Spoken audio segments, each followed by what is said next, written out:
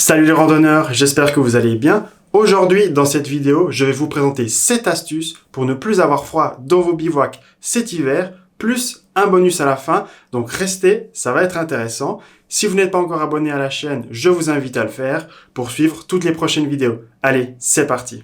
La première astuce, ça va être de bien choisir son matériel. Quand je parle de matériel, on parle du sac de couchage et du matelas de sol. Donc le sac de couchage, ce qui va être important de regarder, ça va être la valeur de confort, température de confort et la température de confort limite. Donc ici par exemple, elles sont écrites juste ici, donc c'est un confort -4 et une température limite de -11. Ce qu'il faut savoir, c'est qu'en général pour les femmes, on regarde la température de confort et pour les hommes, la température de confort limite. Après, si vous êtes frileux, en tant qu'homme, vous allez peut-être regarder plutôt la température de confort.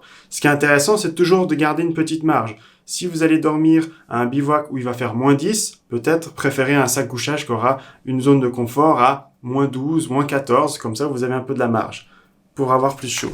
Deuxième point important, le matelas de sol. C'est lui qui va vous isoler du froid qui est dans votre dos, donc sur le sol.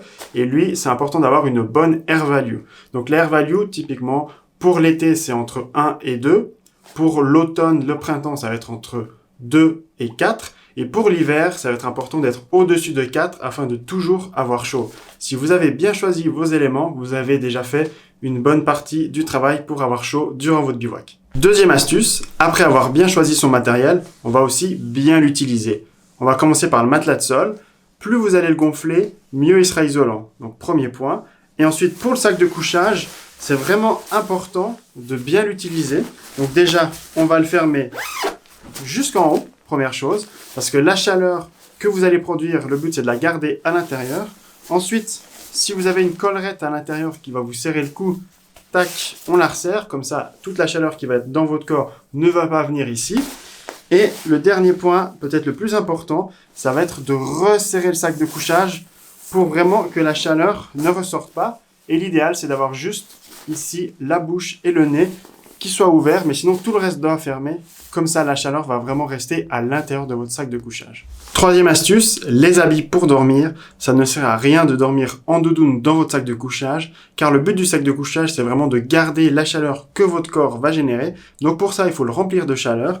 Idéalement, on va utiliser des habits plutôt fins, comme ici des vêtements en laine mérino de chez Icebreaker. J'en ai pour le bas et pour le haut, mais évitez surtout de dormir trop habillé dans le sac de couchage, sinon vous ne pourrez pas le chauffer et vous-même rester au chaud.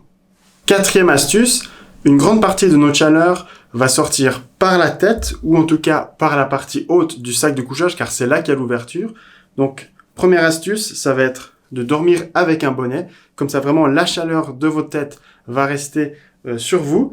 Et puis, si vous avez également pas de collerette des fois autour de vos sacs de couchage, ça peut arriver. Vous pouvez également utiliser un tour de cou qui lui va faire un petit peu office d'écharpe et bloquer la chaleur au niveau du cou. Cinquième astuce, faire du sport. On l'a dit, la chaleur qui est dans votre sac de couchage est uniquement générée par votre corps.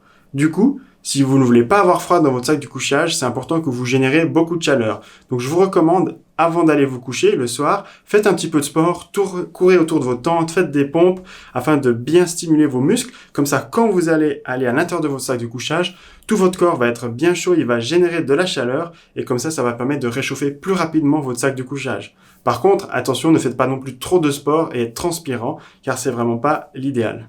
Sixième astuce, évitez l'humidité. On vient de dire, l'humidité, c'est vraiment pas une bonne chose pour notre sac de couchage. Donc, pensez toujours à avoir une deuxième paire de vêtements qui soit sèche. Comme ça, vous pourrez vraiment rester au sec durant la nuit. Et c'est là que vous allez maximiser les performances de votre sac de couchage et également éviter d'avoir froid à cause de l'humidité. Septième astuce, évitez de respirer dans votre sac de couchage. Au premier abord, ça peut sembler être une bonne idée, on respire de l'air chaud, ça remplit d'air chaud notre sac de couchage et on a cette sensation de chaleur, on se dit tiens, c'est vraiment une bonne idée, je vais dormir comme ça dans mon sac de couchage. Mais en fait, c'est vraiment une très mauvaise idée parce que comme on respire, on a beaucoup d'humidité dans notre respiration, ce qui fait que progressivement, tout notre sac de couchage va se remplir d'humidité et l'humidité, c'est vraiment l'ennemi numéro 1 quand on veut rester au chaud. Typiquement, on aura les plumes de notre sac de couchage qui vont se gorger d'humidité et plus elles sont gorgées d'humidité, moins elles vont retenir la chaleur. Ensuite, toutes vos affaires, tous vos habits vont aussi s'humidifier et plus ils sont humides, plus vous aurez une sensation de froid. Donc vraiment, gardez votre bouche et votre nez à l'extérieur du sac de couchage, comme j'ai montré au tout début quand on le resserre, afin de garder l'humidité à l'extérieur. On est arrivé à la fin des 7 astuces, mais comme promis en début de vidéo, je vais vous donner un petit bonus qui va vous permettre vraiment de vous réchauffer en bivouac, même si vous avez froid durant la nuit. Donc cette astuce, ça va être de prendre une gourde vraiment bien étanche. C'est hyper important d'être sûr que votre gourde est bien étanche. Ensuite, vous allez réchauffer de l'eau, la mettre à l'intérieur. Donc, évitez de mettre non plus de l'eau trop chaude à 100 degrés parce que vous risquez de vous brûler. Ensuite, si elle est vraiment étanche, vous pouvez la mettre comme ça dans votre sac de couchage. Mais moi, je vous recommande, en plus de ça, de la mettre à l'intérieur d'un sac étanche avec, par exemple, un habit que vous allez mettre bien autour pour bien l'entourer. Tac, vous refermez votre sac étanche. Et là, vous avez une bouillotte qui va vous tenir toute la nuit et elle va vraiment réchauffer votre sac de couchage. Donc ça, c'est vraiment intéressant quand on va dans son sac de couchage et qu'on a un peu froid. Cette bouillotte, elle va vous permettre d'apporter des calories, de la chaleur dans votre sac de couchage, ce qui vous permettra de le réchauffer plus vite et surtout de le garder au chaud un peu plus longtemps durant la nuit. Voilà, j'espère que ces astuces vont vous aider à ne plus avoir froid en bivouac cet hiver. Si vous aussi, vous avez des trucs et astuces, n'hésitez pas à les partager en commentaire. Et surtout, si vous avez apprécié cette vidéo, laissez un like, partagez-la. Ça m'aide beaucoup pour le référencement. Et moi, je vous dis à bientôt pour de nouvelles aventures. Ciao!